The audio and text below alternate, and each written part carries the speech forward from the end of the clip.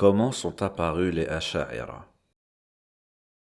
La louange est à Allah qui a créé l'homme, lui a enseigné à s'exprimer clairement, l'a guidé avec des ayats clairs et des preuves évidentes vers la foi. Que la prière et le salut soient sur notre maître Mohammed ibn Abdillah, sur sa noble famille, ses fidèles compagnons, ainsi que ceux qui auront suivi sa guidée jusqu'au jour dernier.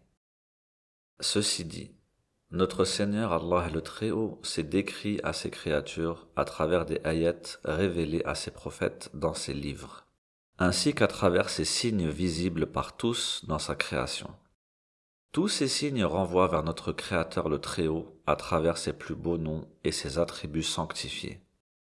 Lorsque le Saint-Coran, le livre préservé, celui qui ne contient ni de près ni de loin de fausseté, la révélation venant du sage est digne de louange, descendue dans une langue arabe claire, sur un peuple arabe maîtrisant leur langue, qui ont compris ce qui leur était révélé avec leurs outils linguistiques. Ils ont compris ce que contenaient ces ayats comme unicité d'Allah ainsi que ses attributs, comme jugement relatif à l'islam, comme rappel tiré des récits des peuples anciens.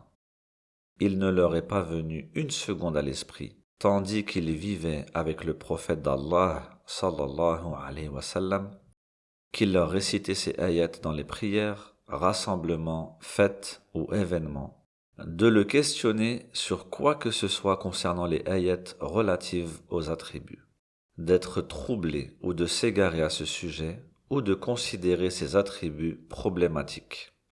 Au contraire, ils ont passé leur vie à les réciter, les invoquer, se rapprocher d'Allah par ses noms et attributs, tout en ayant une croyance saine, une certitude quant à leur sens.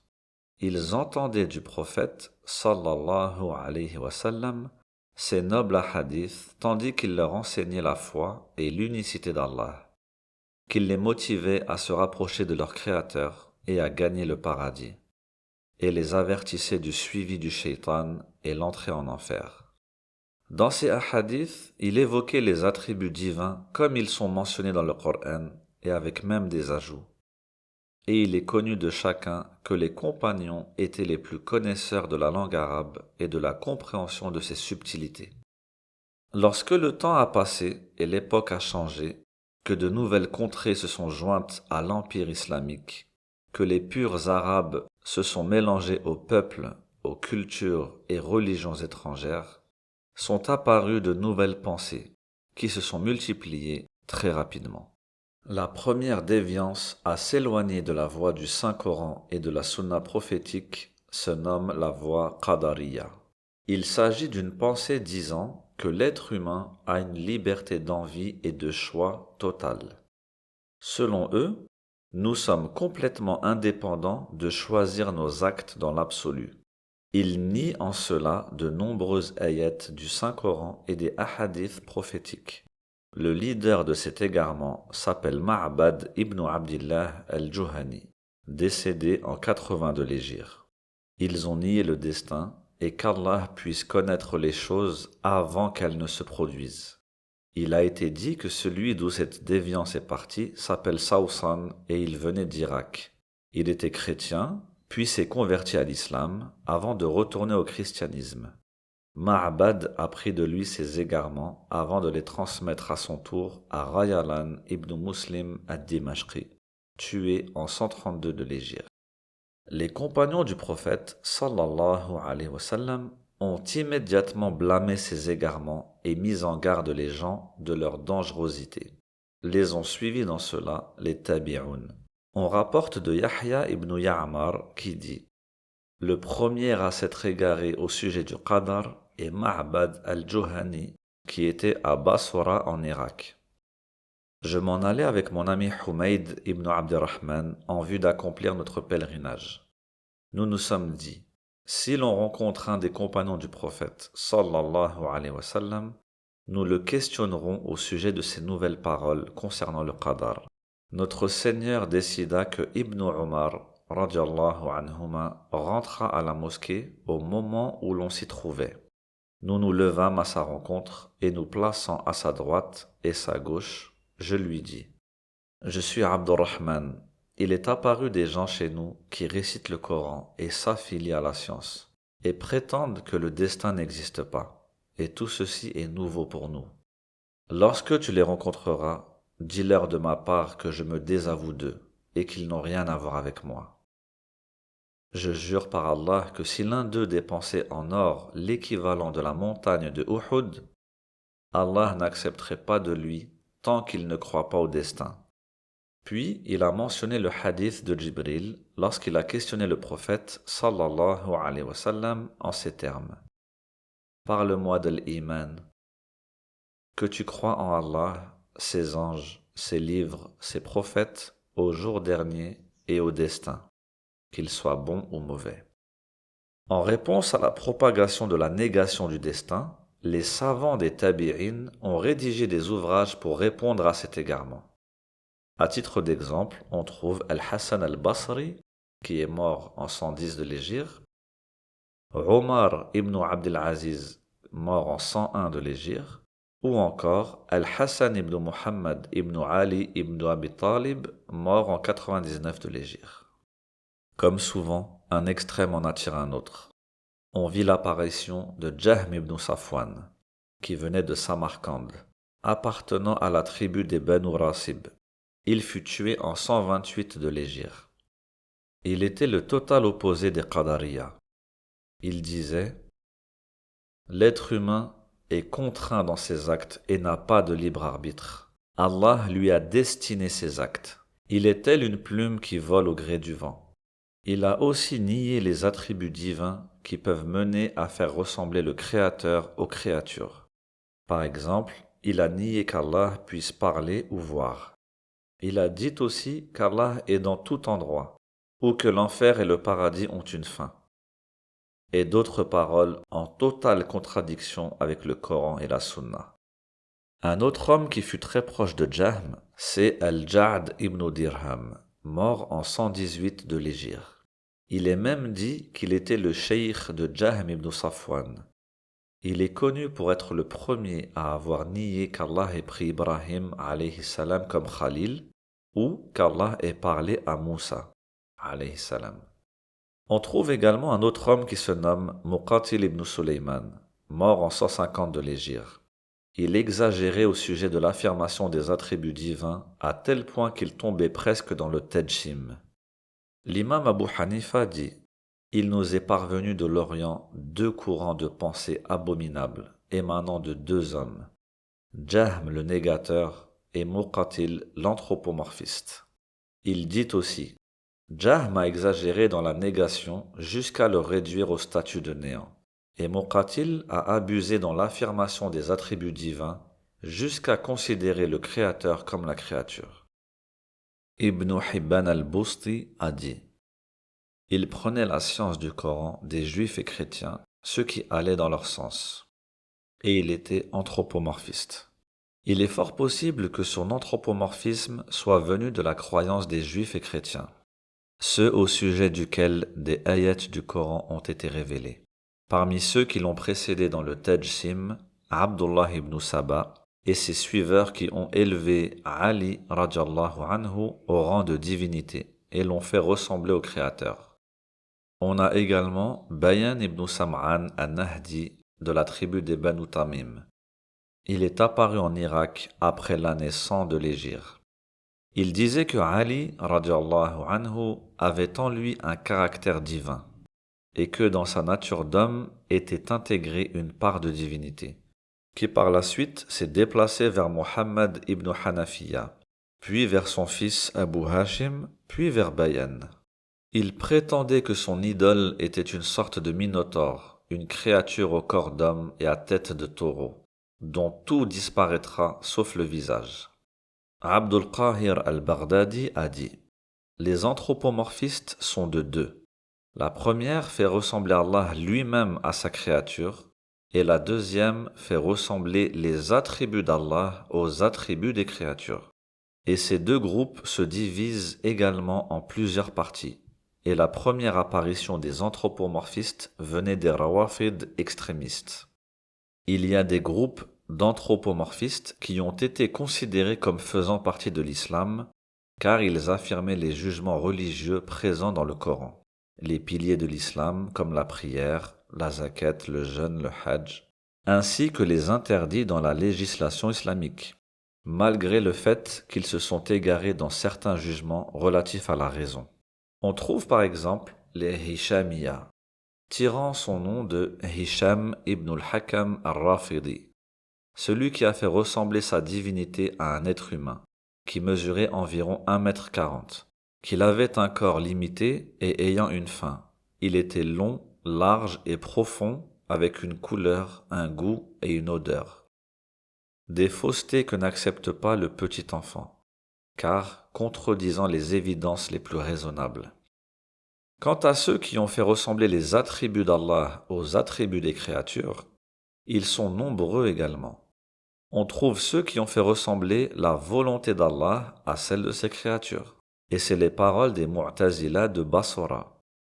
D'autres ont fait ressembler la parole d'Allah à celle de ses créatures. Ils ont prétendu que la parole d'Allah se manifestait en son et lettres, de même nature que celle des créatures, etc. La pensée anthropomorphiste a évolué jusqu'à arriver à Muhammad ibn Karram, mort en 255 de l'Hégire. Il a prétendu que sa divinité était un corps qui n'est pas comme les autres corps. Il a une limite se trouvant sous lui, et qui est la direction vers son trône, avec lequel il est en contact directement. Abul Abbas as-Sarraj a dit « J'étais en présence d'Al-Bukhari lorsqu'on lui a transmis une lettre de la part d'Ibn Karram dans laquelle il le questionnait au sujet de hadith, notamment Az-Zuhri, qui rapporte de Salim, qui rapporte de son père, la foi ni n'augmente ni ne diminue. Al-Bukhari écrivit en réponse au dos de la lettre « Celui qui tient de tels propos mérite une forte punition et un long emprisonnement. » Parmi les innovations blâmables de cet égaré, il a décrit la foi comme étant une parole dénuée de connaissance, même si son cœur est rempli de croyances mécréantes. Ils ont prétendu également que les hypocrites vivant du temps du prophète d'Allah, sallallahu alayhi wa sallam, étaient purement croyants, et que la mécréance ne se faisait que par une parole qui blâmait la foi avec la langue. On note également la présence de Wasil ibn Ata al-Ghazal, mort en 131 de l'Hégire, le fondateur du courant Mu'tazili, un des meneurs du groupe nommé les Azraqites, qui s'est écarté de l'assise d'Al-Hassan al-Basri. Les gens en cette époque étaient divisés quant à la position à adopter concernant les pécheurs. Parmi les positions adoptées, celle qui considérait l'auteur d'un péché, mineur ou majeur, comme étant un associateur à autre qu'Allah. Les savants des tabi'in à cette époque disaient « Celui qui commet un grand péché est considéré comme faisant partie de la communauté de l'islam, croyant, car il reconnaît Allah comme Seigneur, les livres qu'il a révélés, que tout ce qui vient d'Allah est vérité. Cependant, il est fasiq de par son grand péché. Mais son fisq, sa perversité, n'annule pas le nom de la foi et de l'islam. » Sur cette parole ont cheminé les salafs de cette communauté parmi les compagnons et tabi'in. Et lorsqu'est apparue cette épreuve venant des Azraqites dans les villes de Basra et Ahwiz, les gens ont divergé au sujet des auteurs de péché en se scindant en 5. Et de là est apparu Wasil ibn Ata avec une parole les regroupant. Il a prétendu que le fasiq de la communauté de l'islam n'était ni croyant ni mécréant. Il a accordé au fisq, à la perversité, une catégorie se plaçant entre la foi et la mécréance. Lorsqu'Al-Hassan al-Basri entendit Wasil proférer son innovation, il le fit exclure de ses assises. Il s'en alla se placer près d'une des colonnes de la mosquée, puis est venu se joindre à lui Amr ibn Ubayd ibn Bab, mort en 144 de l'Hégire. Depuis ce jour, les gens disaient à leur sujet « Certes, ces deux-là se sont éloignés de la parole de la communauté. » Ils ont utilisé le mot « i'tizal » et on nomme leurs suiveurs depuis ce jour les Mu'tazila. Leur innovation est venue se placer entre les deux courants égarés cités plus haut. s'est ajouté à leur égarement l'avis de Ma'bad al-Juhani dans le Qadar. Ils ont acquiescé l'avis des Khawarij, disant que l'auteur d'un grand péché sera dans le feu. Puis Wasil a ajouté une troisième innovation, qui est celle de considérer fasiq, pervers, les deux groupes de compagnons qui ont pris part à la bataille du chameau et la bataille de Siffin, ainsi que ceux qui ont pris part au jugement de réconciliation. Il a prétendu qu'il y a eu du fisc à ce moment, qu'un des deux groupes s'en est rendu coupable. Comme il ne sait pas lequel, il a rendu permis le fait de dire qu'il y a eu des pervers dans les deux camps. Se basant sur cela, il déclara invalides les témoignages de Ali, Talha ou encore Az-Zubayr, radiyallahu anhum, comme étant irrecevables. Le courant Mu'tazili subit des transformations, se divisant en plusieurs groupes et paroles diverses, jusqu'à atteindre sa forme finale. Cela passa par plusieurs imams, en commençant par Abul Hudayl al-Allaf, mort en 235 de l'Hégire. Son élève Abu Ishaq ibn Sayyar al-Nazzam, mort en 230 de l'Hégire. Abu Ja'far Muhammad ibn Abdillah al-Iskafi, mort en 240 de l'Hégire, puis Abu al-Hassan al-Khayyat. Le courant Mu'tazili devint une école à part entière sous l'égide de Al-Juba'i, Abu Ali Muhammad ibn Abdul Wahhab, mort en 303 de l'Hégire. Son fils reprit le flambeau, Abu Hashim Abdus Salam ibn Muhammad ibn Abdul Wahhab al-Juba'i, mort en 321 de l'Hégire. Chacun d'eux ayant des opinions différentes les uns des autres.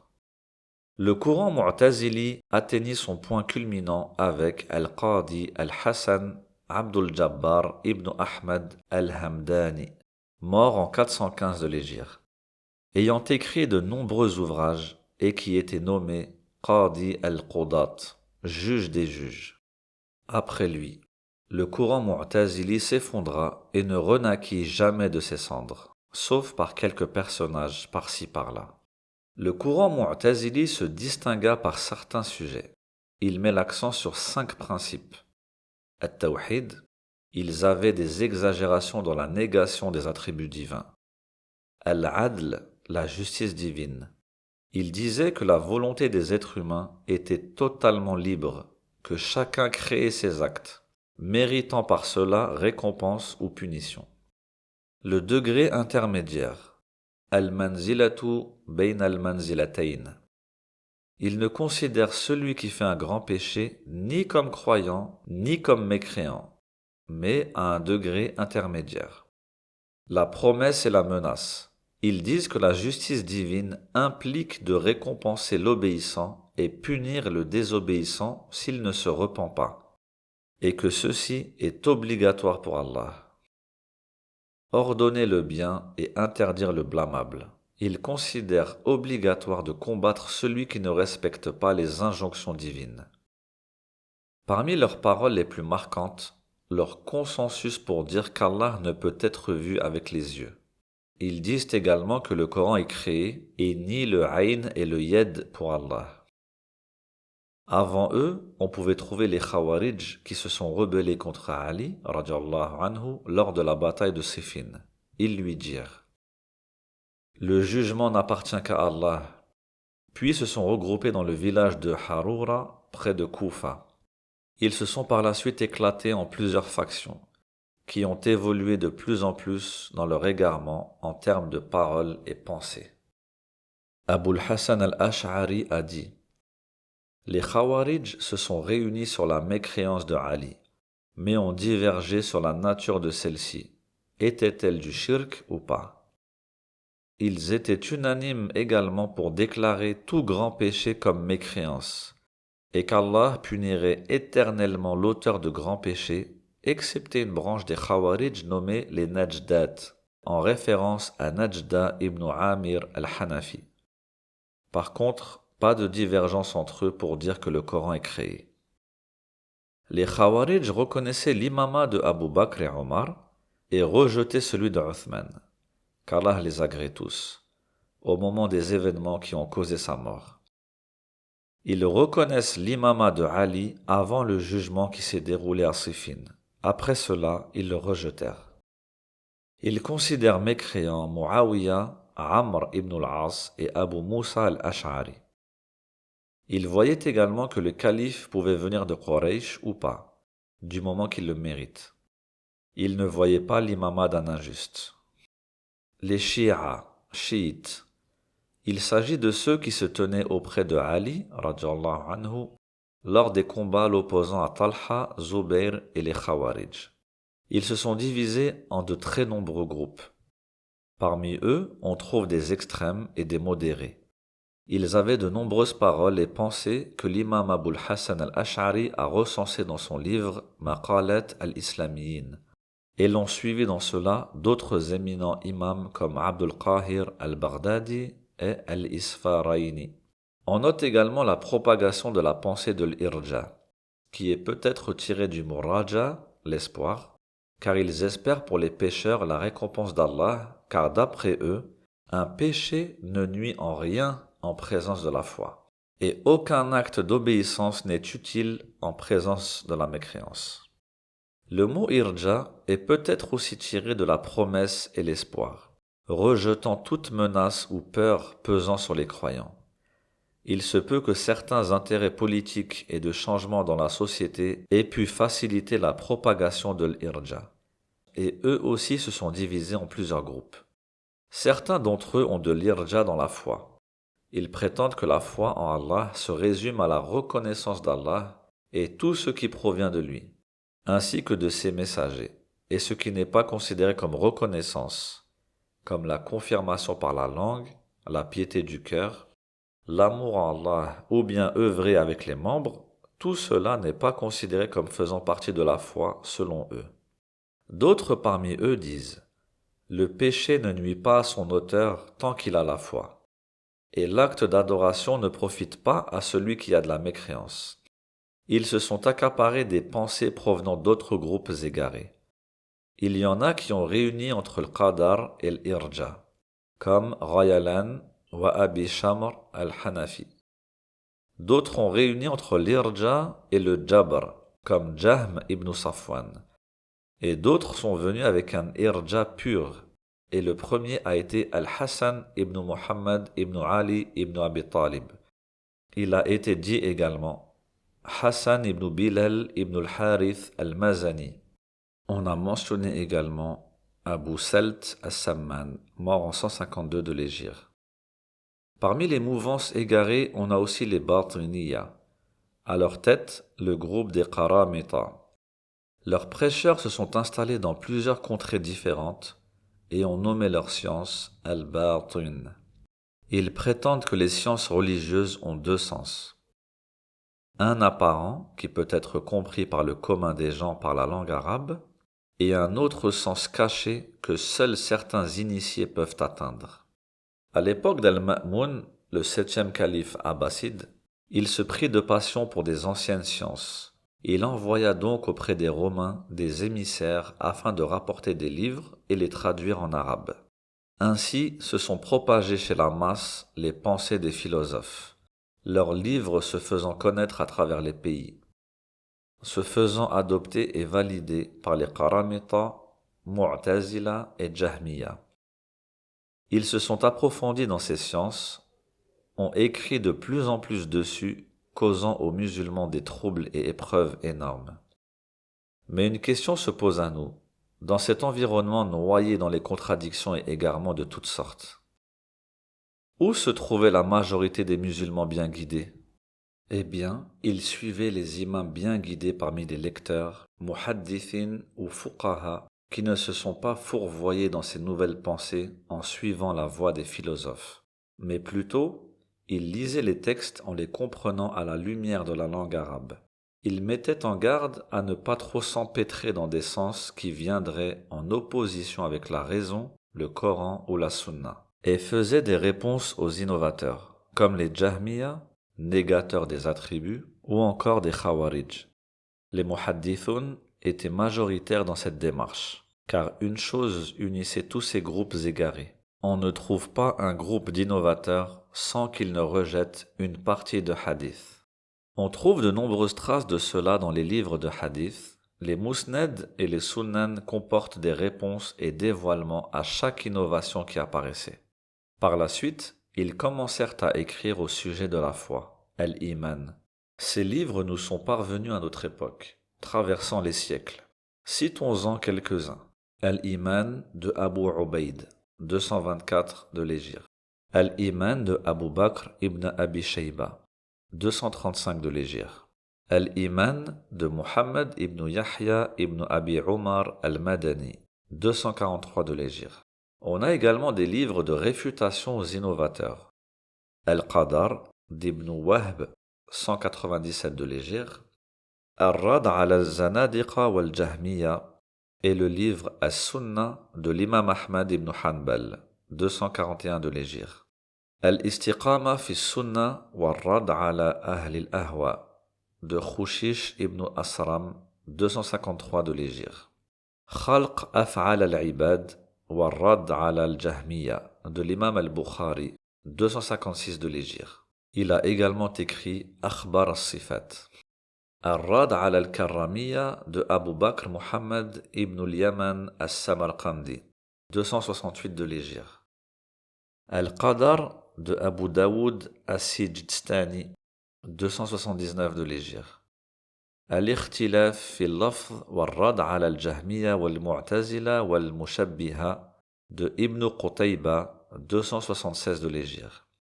Al-I'tiqad de Abu Hatim al-Razi, 277 de l'Hégire. Ar-Rad ala al-Jahmiya de Abu Sa'id al-Darimi, 282 de l'Hégire. Il a aussi écrit An-Naqd ala Bishr al-Marisi al-Jahmi. Sarih al-Sunnah de Abu Ja'far al-Tabari, 310 de l'Hégire. Ar-Rad ala al-Jahmiya de Ibn Abi Hatim al-Razi, 327 de l'Hégire. Il a aussi écrit Asl al-Sunnah wa i'tiqad al-Din. Al-Arsh wa ma wurida fihi de Abu Ja'far ibn Uthman ibn Abi Shayba, 297 de l'Hégire. At-Tawhid wa Ithbat Sifat al-Rabb de Abu Bakr ibn Khuzayma, 311 de l'Hégire. As-Sifat de Dar al-Qutni, 385 de l'Hégire. Ar-Rad ala al-Jahmiya, At-Tawhid al-Iman de Ibn Manda, 311 de l'Hégire. Sharh Usul I'tiqad Ahli Sunnah de Al-Lalaka'i, 418 de l'Hégire. Tous ces muhaddithun et fuqaha ont tout mis à l'écrit, en prenant soin de préciser les chaînes de transmission, les textes fidèlement retranscrits, le hadith, qu'il soit authentique ou pas, et même pour certains, des hadiths rejetés. Ils répliquaient ce qui touchait à leur époque au moment où les innovations apparaissaient. Ils ne prêtaient que très peu d'attention aux traductions venues de l'étranger. Mais tout cela réuni ne pouvait pas constituer la croyance de Ahl Sunnah de façon complète jusqu'à la venue de Abu al-Hasan al-Ash'ari. On pouvait compter parmi ses contemporains également l'imam Abu Ja'far al-Tahawi, mort en 321 de l'Hégire, auteur du célèbre ouvrage Al-Aqid al-Tahawiyya, qui est résumé et concis et ayant été commenté de nombreuses fois. On ne peut omettre de mentionner l'apport significatif des auteurs des 6 livres de hadith, qui ont inséré des chapitres traitant de la croyance dans leurs livres. En haut de la liste, nous avons l'imam al-Bukhari.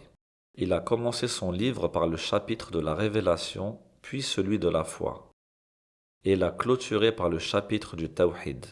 Et dans certaines versions de son recueil de hadiths authentiques, on trouve un chapitre nommé le chapitre du Tawhid et une réponse au Jahmiya. Il y mentionna les noms et attributs et certains points concernant la croyance en opposition aux innovateurs. Ensuite, on a l'imam Muslim. Il débuta son livre de hadith authentique par le chapitre de la foi. L'imam Abu Daoud, dans son livre de hadith, As-Sunan, a nommé un chapitre As-Sunnah. Il y mentionna certains points de la croyance, en répliquant au Jahmiya, au Khawarij, au Murji et au Qadari. L'imam At-Tirmidhi a inclus dans son livre de Sunan un chapitre de la foi, un chapitre sur la description du paradis et un sur la description de l'enfer. L'imam An-Nasa'i, dans ses Sunan, y a placé un chapitre sur la foi. L'imam Ibn Majah, dans son livre de Sunan, dans son introduction, a traité des sujets de la foi et du destin, le mérite des Sahaba et a répliqué aux Khawarij et aux Jahmiya. On constate que ces grands imams du hadith n'ont fait que résumer les sujets de croyance traités de façon plus complète auparavant, contenant la croyance de Ahlus Sunnah wal Jama'a. Cette confusion totale toucha la communauté islamique jusqu'à la fin du IIIe siècle. Chaque jour, la situation empirait. D'autant plus que les Mu'tazila avaient atteint le gouvernement, imposant par la force leurs pensées à tous, et plus particulièrement aux gens de science. Ils les contraignaient à dire que le Coran était créé et à nier certains attributs d'Allah. Ce fut une épreuve terrible pour Ahl Sunnah. À ce moment, il n'y avait pas de modèle d'enseignement de la bonne croyance. Il n'y avait pas une vision complète pouvant réfuter en totalité les raisonnements faux des Mu'tazila et Jahmiya. Jusqu'au jour où Allah a choisi l'imam Abul Hassan al-Ash'ari, mort en 324 de l'Hégire. Il maîtrisa la croyance Mu'tazili de fond en comble, avant de s'en désavouer. Il est venu au secours de la Sunna. Il établit une croyance complète se basant sur le Coran et la Sunna. Il réprima tous les contradicteurs avec des arguments imparables. Il écrivit des livres afin d'éclaircir la croyance des gens de la Sunna et de répondre aux égareurs. Des ouvrages tels que Al-Luma', Al-Mujiz, Idah al-Burhan, Al-Tabyin fi Usul al-Din, Al-Ibana, Al-Sharh wa al-Tafsil fi al-Rad ala Ahli al-Ifk wa al-Tadlil, etc. Il est dit qu'il a écrit plus de 55 livres. Sa méthodologie se situait entre la négation des Mu'tazila et l'anthropomorphisme des Mujassima. Allah lui a accordé l'agrément auprès des gens et sa méthodologie s'est propagée d'Orient en Occident, neutralisant les autres sectes, éteignant les feux qu'il déclenchait dans la communauté. Les ambiguïtés disparaissaient des cœurs. Il restait des traces des pensées des différents groupes dans des recueils, notamment le livre de l'imam al-Ash'ari, Maqalat al-Islamiyyin wa Ikhtilaf al-Musallin. L'imam Abu Bakr as-Sayarfi a dit: les Mu'tazila régnaient en maître jusqu'à ce qu'Allah fasse venir l'imam al-Ash'ari, les réduisant au silence. L'imam Abu Bakr al-Bayhaqi a dit dans sa lettre envoyée au gouvernement Seldjouki: puis vint le tour de notre imam, Abul Hassan al-Ash'ari. Il n'a rien apporté de nouveau dans la religion ni d'innovation. Il n'a fait que rapporter les paroles de Sahaba, Tabi'in et des imams après eux dans le domaine des fondements de la religion. Il a secouru la religion en ajoutant des commentaires et éclaircissements, en respectant la raison saine, contrairement au raisonnement erroné des Mu'tazila et autres.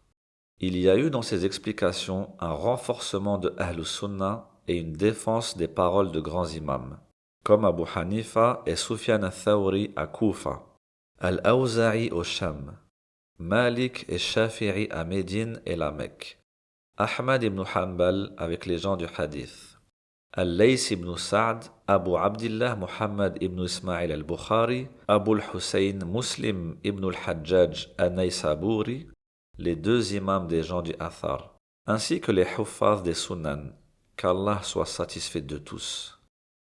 Également, nous avons la parole d'un autre imam, Al-Hafiz Abu al-Qasim ibn Asakir. Les Mu'tazila se sont éloignés de la rectitude, les méprisant et dépassant toute limite. Ils ont nié des attributs de notre Seigneur qu'il s'est affirmé lui-même, allant jusqu'à nier tous les attributs, suivant les chemins des anthropomorphistes.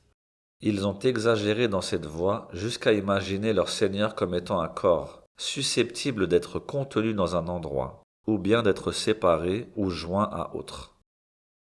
Les savants de la Sunna, qui étaient connus comme les Muthbitin, ceux qui affirment et ne nient pas les attributs, s'éloignaient de ce genre de voie perdue, mais plutôt s'accrochaient à la Sunna et conseillaient à la masse de ne pas approfondir certains sujets nouveaux et ainsi se perdre dans la science du kalam, qui était nouvelle et dangereuse. Et parmi les imams qui mettaient le plus en garde contre cela, l'imam Abul Hassan al-Ash'ari, qu'Allah lui fasse miséricorde et l'agrée. Il s'est positionné comme adversaire acharné à quiconque viendrait nier ou interpréter faussement les attributs d'Allah. Il répondait avec argument à quiconque allait à l'encontre de la sunna.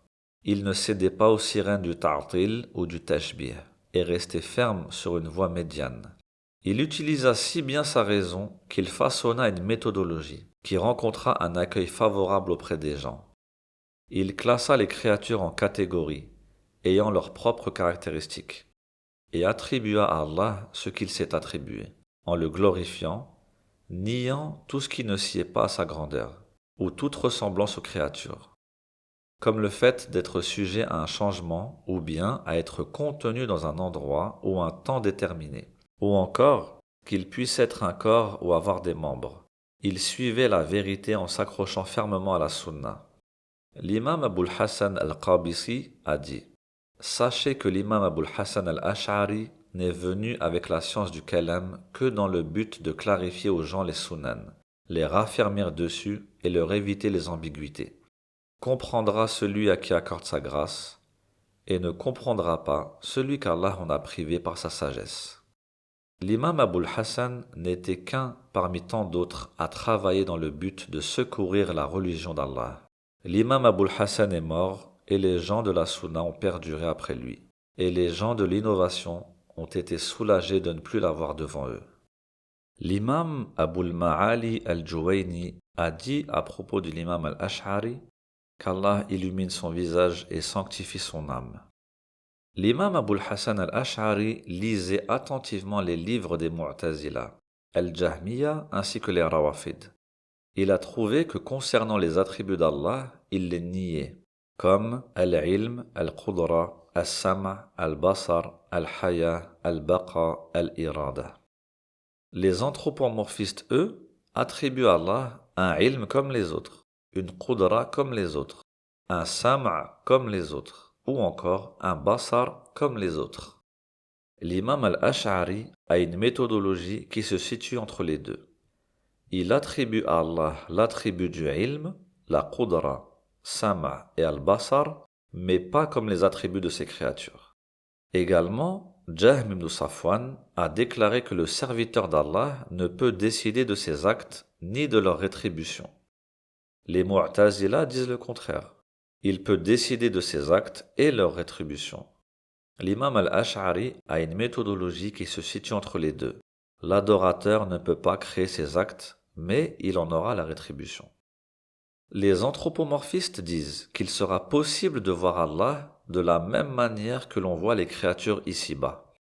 Les Mu'tazila, Jahmiya et un groupe parmi les Qadariya nient le fait qu'on puisse le voir, peu importe la manière. L'imam al-Ash'ari a une méthodologie qui se situe entre les deux. On verra Allah d'une manière que l'on ne peut décrire, en niant la vision matérialiste et réductrice d'ici-bas. Il n'est pas contenu dans un endroit, ni concerné par les attributs des créatures. Les Najariya, faisant partie des Qadariya, disent qu'Allah est de tout endroit sans être concerné par une direction. Les anthropomorphistes disent qu'Allah est situé sur son trône et assis dessus. L'imam al-Ash'ari a une méthodologie qui se situe entre les deux. Allah était sans endroit. Il a créé le arsh et le kursi, mais n'a pas besoin d'eux comme endroit. Il est après la création de l'endroit, comme il était avant sa création. Les Mu'tazila disent qu'Allah a un yad qui signifie la qudra, et son wajh signifie son existence. Les anthropomorphistes utilisent le sens premier des mots. Ils traduisent son yad par la main et son wajh par visage. L'imam al-Ash'ari a une méthodologie qui se situe entre les deux. Il dit que le yad ou le wajh sont des attributs, comme le sam' et le basar sont des attributs. Également, les Mu'tazila expliquent le nuzul, la descente, comme étant le nuzul de certaines de ces ayats et des anges, et expliquent al-istiwa par al-istila, qui est le fait de s'emparer de quelque chose. Quant à eux, les anthropomorphistes expliquent le nuzul comme étant une descente physique d'Allah et un déplacement d'un endroit à un autre, et al-istiwa comme étant le fait qu'Allah s'assied sur le arsh. L'imam al-Ash'ari a une méthodologie qui se situe entre les deux. Il explique le nuzul comme étant un attribut, tout comme al-istiwa. Les Mu'tazila ont dit que la parole d'Allah était créée. Les anthropomorphistes disent les lettres, les supports sur lesquels on écrit, les couleurs avec lesquelles on écrit, tous sont qadima et azaliya, c'est-à-dire qu'ils n'ont pas de début. L'imam al-Ash'ari a une méthodologie qui se situe entre les deux. Il dit que le Coran est la parole d'Allah. Il est qadim et n'a rien de créé. Quant aux lettres, supports, couleurs ou encore les sons, tout est créé et a un début et une fin. Les Mu'tazila, les Jahmiya et les Najariya disent que la foi est créée dans l'absolu. Les anthropomorphistes disent que la foi est qadima, n'a pas de début dans l'absolu. L'imam al-Ash'ari a une méthodologie qui se situe entre les deux. La foi, al-iman, est de deux. L'une qui appartient à Allah est donc qadima, car parmi ses noms, on a al-mu'minu, al-muhayminu, et un iman propre aux créatures, qui par conséquent est créé, pour laquelle ils seront récompensés ou punis. Les Murji'a disent que celui qui a été sincère dans sa foi une fois dans sa vie ne mécroira pas même s'il apostasie, et aucun grand péché ne lui sera compté. Les Mu'tazila disent que celui qui commet un grand péché ne sortira pas de l'enfer, même s'il était croyant et obéissant. L'imam al-Ash'ari a une méthodologie qui se situe entre les deux. Le croyant qui adore Allah seul et qui pêche sera sous la volonté d'Allah. S'il le veut, il lui pardonne et le fait rentrer au paradis. Ou bien, il le punira vis-à-vis de son péché, puis le fera rentrer au paradis. Les Rawafid disent que le prophète et Ali ont une shafa'a, une intercession, sans avoir besoin de la permission d'Allah, jusqu'à dire qu'ils peuvent intercéder pour les mécréants et qu'elle soit acceptée. Les Mu'tazila nient complètement l'intercession du prophète. L'imam al-Ash'ari a une méthodologie qui se situe entre les deux. Le prophète pourra intercéder au profit des croyants qui méritent d'être punis, avec la permission d'Allah, et cela ne s'applique qu'à ceux qu'Allah agrée. Les Khawarij ont déclaré mécréants Uthman et Ali. L'imam al-Ash'ari les considère comme ayant été des califes, et que le rang de Uthman précédait celui de Ali.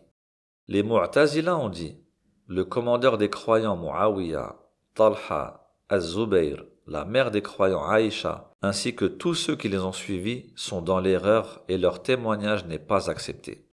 Les Rawafid disent qu'ils sont tous mécréants. Ils ont tous apostasié après leur islam et certains n'ont jamais été croyants. Les Umayyas disent qu'il n'est permis en aucun cas de leur attribuer une erreur. L'imam al-Ash'ari a une méthodologie qui se situe entre tous. Chaque mujtahid sincère est sur la vérité et sera récompensé. Il ne diverge pas dans les fondements, mais dans les branches. Il aura la récompense de son effort. Et on pourrait en citer tant d'autres, mais cette méthode qu'il a mise au point, il ne l'a pas fait en recherchant la gloire. Il n'a rien inventé non plus. Mais plutôt, il a utilisé des arguments se basant sur une raison saine utilisée avec succès auparavant, ainsi que des arguments religieux. Des connaissances qui mènent à la vérité, des preuves qui ne laissent aucune place au doute. C'est le chemin qui mène à Allah, à la victoire et la réussite. Celui qui s'y accroche réussira. Celui qui s'en prive s'égarera. Fin de la citation de l'imam Abul Ma'ali al-Juwayni. Je me suis permis de m'étendre sur ce texte en citant ce passage car il regroupe les sujets principaux que l'imam al-Ash'ari a regroupés et organisés, rapportant les différentes paroles des autres groupes, exposant ses positions. Tout cela afin de défendre la religion d'Allah. Et son madhab fut déterminant pour sauvegarder la croyance des musulmans.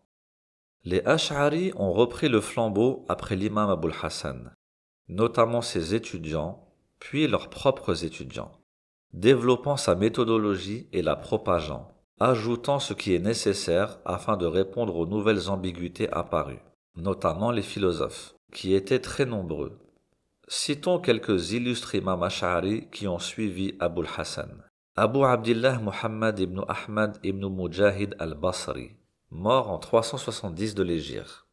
Abul Hassan al-Bahili al-Basri. Abul Hassan Ali ibn Muhammad ibn Mahdi al-Tabari. Après eux, on trouve également d'illustres imams. Al-Qadi Abu Bakr ibn Tayyib al-Baqilani al-Basri, mort en 403 de l'Hégire. Célèbre pour ses réfutations aux innovateurs. Il est connu pour avoir été une cause du développement du madhhab ash'ari. Il y a également Abu Bakr ibn Fawrak, Muhammad ibn al-Hassan al-Asbahani, mort en 402 de l'Hégire, et Abdul Qadir al-Baghdadi, mort en 429 de l'Hégire. Abu Ishaq Muhammad ibn Ibrahim al-Isfaraini, mort en 418 de l'Hégire. Après eux vinrent également Al-Imam Abu Muhammad al-Juwayni Abdullah ibn Yusuf, le père de celui que l'on nomme Imam al-Haramain, Abu al-Ma'ali Abdul Malik ibn Abdillah ibn Yusuf, mort en 478 de l'Hégire. Encore après eux, on trouve Hujjatul Islam, Abu Hamid al-Ghazali, Muhammad ibn Muhammad, mort en 505 de l'Hégire, qui a finalisé le madhhab et lui a donné sa forme que l'on trouve jusqu'à nos jours. Et c'est sous son influence également que le madhhab ash'ari s'est propagé considérablement. On note aussi l'apport du grand imam Fakhruddin al-Razi, mort en 606, qui combattait les déviances et ambiguïtés jusqu'à éteindre leur source. Les ash'ari sont le résultat de l'évolution de la pensée de la communauté, après que celle-ci ait côtoyé les autres religions, qu'elles aient été révélées ou inventées. Des débats se faisaient en toute liberté dans le monde musulman, laissant une part exagérée à l'utilisation de la raison, qui a pris une place plus grande que le Coran et la Sunna. De nouvelles questions naquirent pour lesquelles il était inévitable d'y répondre qu'avec un texte du Coran et la Sunna, ou bien avec les subtilités de la langue arabe. Les Asha'ira se dressèrent sur le chemin afin de préserver les textes pour les croyants, et que l'on puisse continuer à utiliser la raison, mais dans un cadre sain. Voici une histoire qui nous fera comprendre la nécessité des Asha'ira à cette époque trouble. Al-Hafiz Sirajuddin ibn al-Mulaqin, mort en 804 de l'Hégire, a dit Al-Qadi a dit dans le livre Tabaqat al-Mu'tazila, lorsque le gouverneur Harun al-Rashid a interdit les débats religieux, le roi de Sindh, une région actuelle du Pakistan, lui fit parvenir une lettre disant « Tu es le gouverneur d'un peuple qui ne connaît pas la demi-mesure. Vous suivez fidèlement vos hommes et vous punissez par l'épée. Si tu es en totale confiance sur la véracité de ta religion, envoie-moi un homme de science afin de débattre. Si la vérité est avec lui, nous le suivrons. Sinon, vous devrez nous suivre. » Harun al-Rashid envoya quelques-uns de ses plus grands juges. Le roi de Sindh, quant à lui, missionna un homme adorateur du soleil. Ils accueillirent les juges avec respect et honneur.